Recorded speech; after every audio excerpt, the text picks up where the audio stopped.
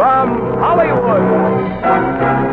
It's all gold cigarette time. If you want a treat instead of a treatment, smoke all gold. If you want a treat instead of a treatment, smoke all gold. We're tobacco men, not medicine men. Pleasure is what we pack. Oh, gold cure just one thing, the world's best tobacco. So if you want a treat instead of a treatment, if you want a treat instead of a treatment, smoke all gold.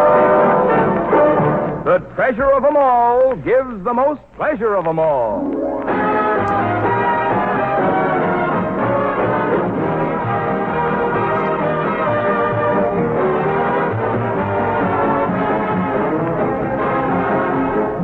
This is Marvin Miller, ladies and gentlemen, speaking for the makers of Old Gold cigarettes, who are pleased to present the 32nd in a series of new programs with Carmen Dragon and his orchestra, starring Metro-Goldwyn-Mayer's lovable Frank Morgan, the genial Don Ameche, and charming Frances Langford.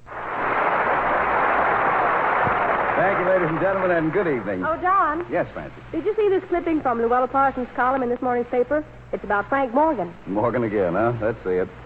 Radio, stage, and screen star Frank Morgan received treatment at the Hollywood Hospital last night for a sprained wrist he sustained while trying to pull the cork out of a bottle.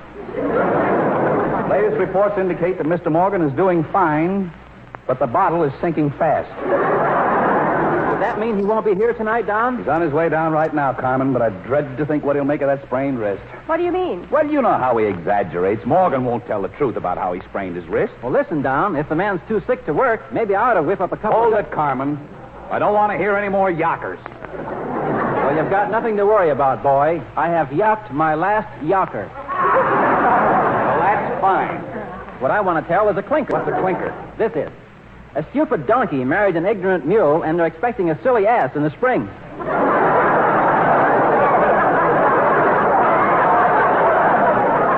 Clinker? Stinker.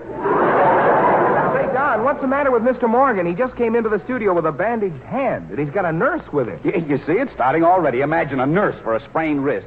What does this nurse look like, Marvin? Oh, she's a very crisp and efficient-looking young lady, Don. She looks like a girl who's got what it takes. Well, maybe she's got what it takes, but I'm too weak to take it. Frank.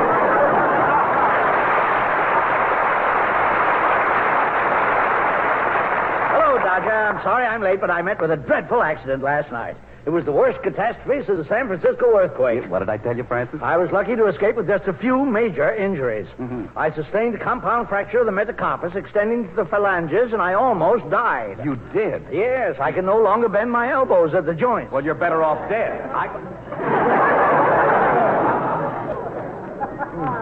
Morgan, aren't you going to introduce me to the lady? Well, of course, Dodger. This is Miss LaRue, my trained nurse. How do you do, Miss LaRue? Just call me Ginger, buddy. Trained nurse, huh? Well, she's a little out of training, I think. Now, my make yourself up and head and pound a small res. Nothing for 35 ride loges and up those. I've seen it. Looks something like the Taj Mahal. In a more regal sort of a way. However, I left Palm Springs driving at a moderate rate of speed and arrived at my home in the city very late at night. It was then that I had my first premonition of danger. Uh-oh. I was about to let myself into the house when, to my astonishment, I looked for the green at the garage. Moderate rate of speed. Well, I couldn't get it somehow. I confirmed my stud service station. Phone was dead. The wires have been cut. No, I forgot to pay my phone bill. Still, my premonition persisted. I drew the blinds carefully, made certain all doors and windows were locked, and settled down in my easy chair with a glass of buttermilk and a copy of the Kinsey report. Suddenly, quickly, What did you hide the doesn't like to be caught with. I opened it and went into asthmatic pose. Yes, touching the trigger, I turned there with one of us as I stood before humbly trembling. Suddenly, he spat out a question. Are you alone in the house? I took his measure before answering. You took his measure? Yes, he was 42 around the waist, 31 leg, no cuts on the back. He prodded me again with his gun, and I answered his question. I am alone, sir. What is it you want? He didn't reply. What did he want? Well, he signaled to one of them into the house. Where's your phone? Brian, please put that cannon away. Sure. It's dead, all right. It was for poor Lefty and Listens. Sentences came clear. Police for a daring robbery. Excuse me, Mr. Morgan, but it's time. Oh, right. Have the bottle. Spoon. We'll get in the car now. So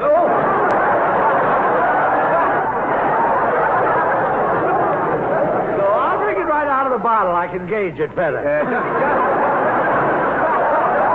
Just a minute, Morgan. Let me see that bottle. What for? It's just an ordinary bottle with my doctor's name on it. What's your doctor's name? Old Overholt.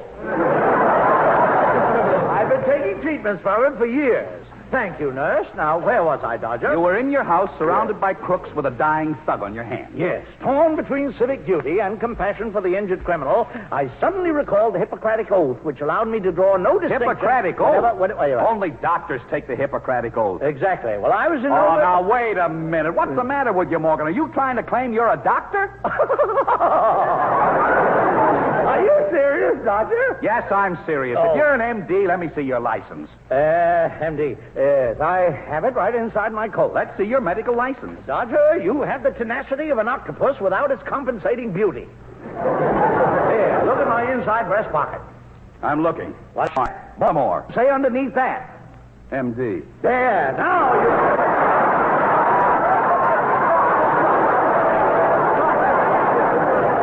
That MD stands for Maryland. You're no doctor and you know it. Poppycock. The Morgans have been surgeons for generations, beginning with my grandfather, Incision Morgan, down to my uncle Antiseptic and my aunt Chloroform. Your Aunt Chloroform? Yeah, sweet old dope. Always knocked out my uncle when she was sniffed. Under my gaffer's tutelage, I took up the study of the scalpel and soon carved a name for myself in surgery. Yeah. Despite the fact that I used no anesthetic, even in major operations, I soon became known as Painless Morgan. Painless Morgan? I never felt a thing. My hands moved with the speed and precision of a striking cobra, and my patients never knew what struck them. Now, bet. In fact, I once removed a man's vocal cords while he was on the telephone and never even interrupted the conversation. Oh, stop it. If you removed his vocal cords, how could he talk on the phone? He didn't have to talk. His wife was on the other end. When did all this happen, Frank? It was during the horse and buggy era, and I was practicing in a small town of Plunger, Idaho. Oh, know it well. You do? I suppose all your operations were successful. I suppose so. I'll never forget one night in the dead of winter. I had just retired when the insistent ringing of the telephone jarred me awake. It was an emergency. Yes, the call was from a town 20 miles away. I leaped out of bed and into my clothes, threw a handful of oats to my shivering horse, gathered the reins, and galloped madly down the road. Uh-huh. I galloped 15 miles before I realized I left the horse and buggy in the barn. Too late to turn back. So what about the instruments? Well, time was of the essence, and I had returned for the necessary equipment. The patient would surely have died. Well, what happened to him? He died. A very unfortunate case. Impossible to save even if I'd been sober. It was only 2 weeks later that I diagnosed the case. And what was it? The man was suffering from a very rare ailment known as Stunk's disease. Stunk's disease? Complicated by hepatic maceration. Hepatic maceration? What's that? Chopped liver. I'll have some pickled herring. Rye bread? Just a loaf. That'll be 85. What are we talking about? I don't know. Oh,